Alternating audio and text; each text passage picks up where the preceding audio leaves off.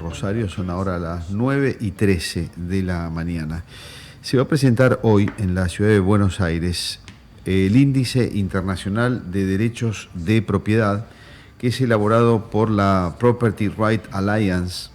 Es un evento que, repito, se hace en Buenos Aires, coorganizado por la Fundación Libertad de Rosario y la Universidad Austral en la ciudad autónoma de Buenos Aires. Es un índice que desde hace varios años mide los derechos de propiedad en más de 125 países, obviamente marcando un poco la importancia que eso tiene.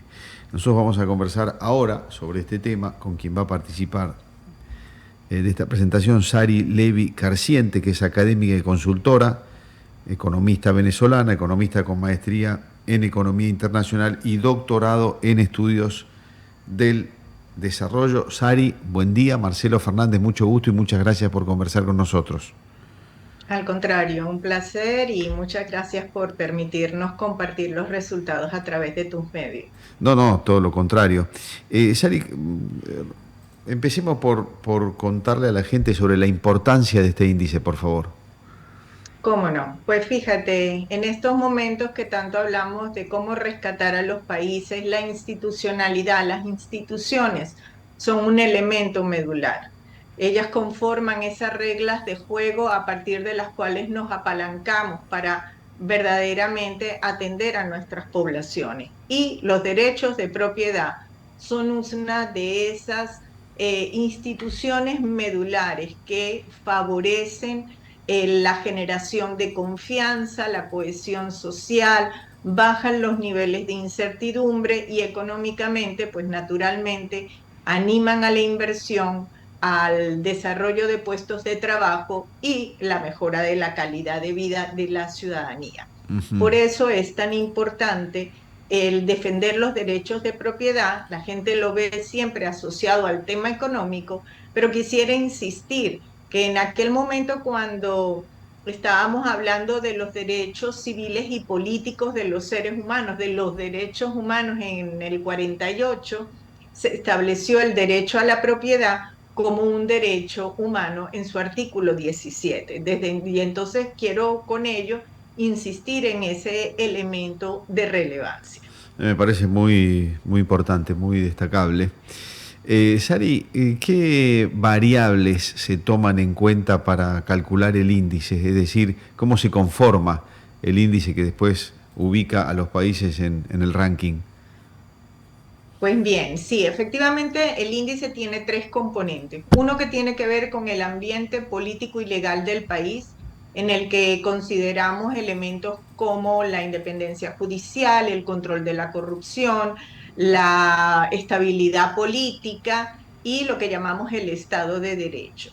El segundo componente atiende específicamente a la propiedad física, donde consideramos qué tan rápido y qué tan eficientemente se puede registrar la propiedad en nuestros países, así como también cómo es el acceso al financiamiento. Y esta última variable tiene que ver porque puede que tú en este momento no tengas alguna propiedad física, pero a través del apalancamiento lo puedas lograr. Entiendo. Y el tercer componente tiene que ver con la propiedad intelectual, considerando la protección que damos a marcas, patentes, derechos de autor. Uh-huh. Entonces, cada uno de estos tres componentes tiene el mismo peso y sacamos un promedio a partir de ello. La escala va de 0 a 10 y la data que se utiliza viene de diversas fuentes, del World Economic Forums, de los indicadores de gobernanza del Banco Mundial,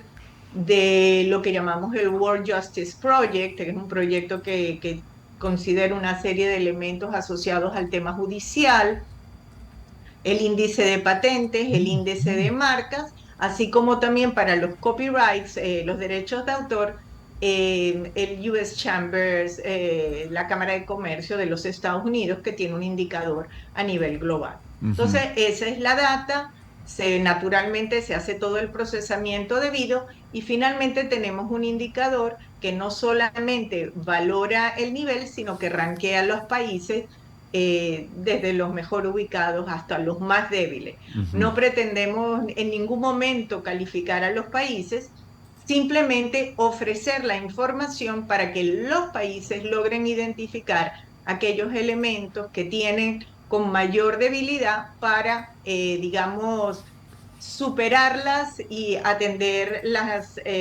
digamos, esa fuente para lograr el desarrollo que se desea. Claro, entiendo perfectamente. Bueno, decía al principio que son más de 125 países los que están considerados. En términos generales, empecemos por lo general, después vamos a lo particular. ¿Cómo está América Latina en términos generales? Bueno, sí, fíjate, cuando uno revisa normalmente los bloques, uno se da cuenta que lo que es Oceanía, Norteamérica y Europa son los bloques mejor posicionados. Luego, dentro del promedio y un poquito más abajo, vendría América Latina, digamos, ciertas zonas de Asia y, por supuesto, África. Entonces, digamos que América Latina está en términos generales dentro del promedio, pero la idea no es estar en el promedio, sino Claro, superarlo. claro, claro. Entonces, por ahí, digamos, podríamos hablar de ello, pero siempre se ha mantenido, dependiendo de los países, algunos mejor ubicados que otros. Bueno, En términos justamente sobre eso, sí, Sari, te iba a preguntar. América sí, Latina en términos generales está en el promedio, pero tenemos evidentemente mejores y peores, ¿no? Que diferencias. hacen el promedio.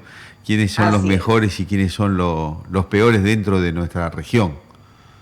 Bueno, el mejor ubicado en nuestra región es Uruguay, Claro. seguido de cerca por Costa Rica y Chile. Son los tres países que normalmente encontramos no solamente en el indicador de propiedad, sino en otros indicadores bastante bien Y ubicados. desde hace Dentro bastante tiempo, de, Sari.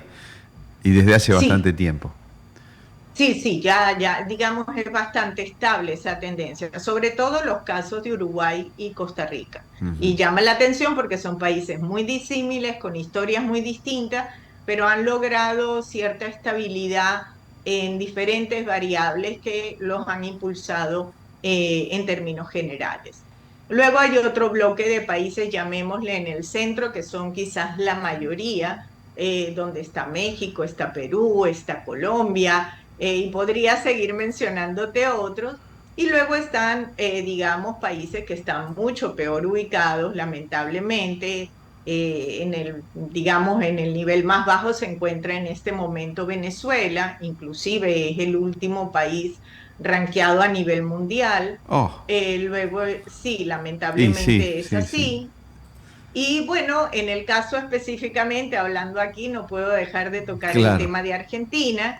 Argentina está, llamémosle, dentro del promedio un poquito más abajo, ¿no? Porque el Ujú. promedio mundial es 5,18 y Argentina tiene un score de 4,18. Lamentablemente, este año redujo un poquito más. Y si uno analiza el comportamiento histórico de Argentina, uno observa que hubo un proceso de mejora entre el 2015 y el 2020, pero entre el 2020 y el 24 la mayor parte de las variables se debilitaron. Claro, sí, sí, sí. No Si tengo yo le ninguna duda. sacara una foto, digamos, a Argentina, viendo todas las variables que nosotros consideramos, diría que aquellas en las que hay que hacer más énfasis son, por ejemplo, en el tema de la propiedad física, en el acceso a financiamiento, en el tema de la propiedad intelectual, en el respeto a los derechos de autor. Y bueno, en el tema de la estabilidad del ambiente, de estabilidad el ambiente político legal, pues tanto lo que tiene que ver con la independencia judicial como lo que tiene que ver con el control de la corrupción. Digamos que esas serían las variables que nos indican que habría que hacer un poquito más de esfuerzo para, como dicen en inglés, to mind the gap. Ok. Entonces, dar el salto al frente, que sabemos que Argentina tiene un enorme potencial y puede apalancarse en todo ello con una institucionalidad firme. Bueno, ojalá suceda eso y ojalá también Venezuela empiece, no lo veo tan nítido, Sari, pero ojalá Venezuela empiece a levantar en el ranking. ¿Cómo está la situación? Un apunte cortito en Venezuela.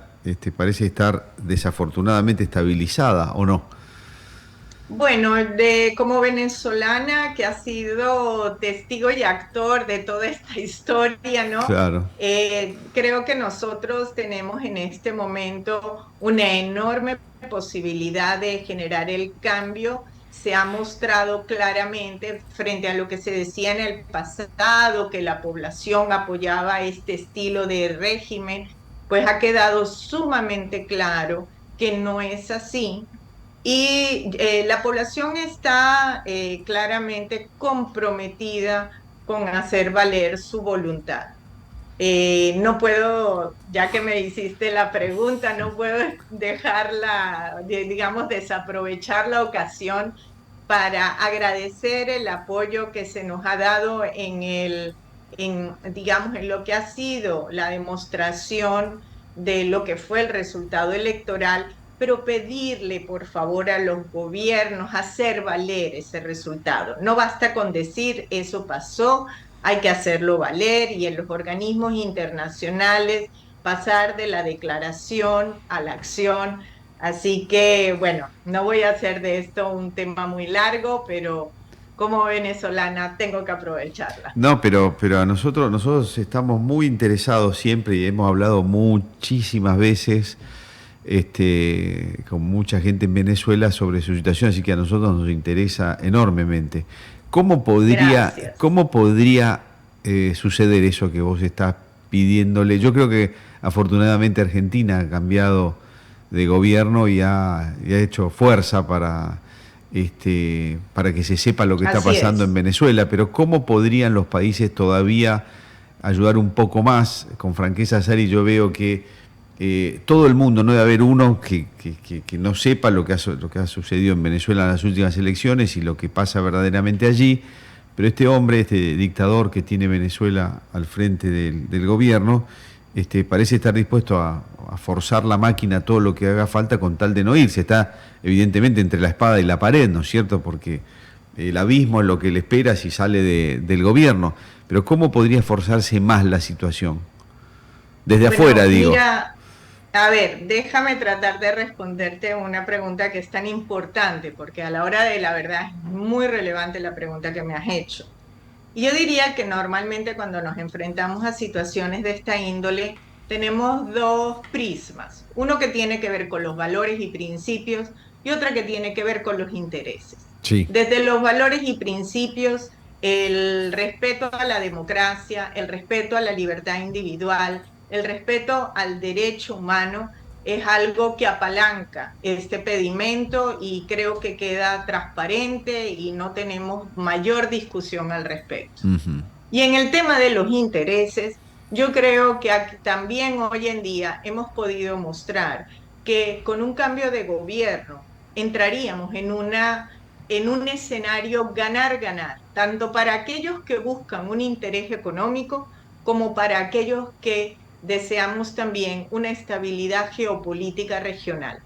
Creo que ha llegado el momento de darse cuenta que la solución de Venezuela es la solución también de muchos problemas en América Latina y evitar problemas mayores para nuestra región y la geopolítica hemisférica.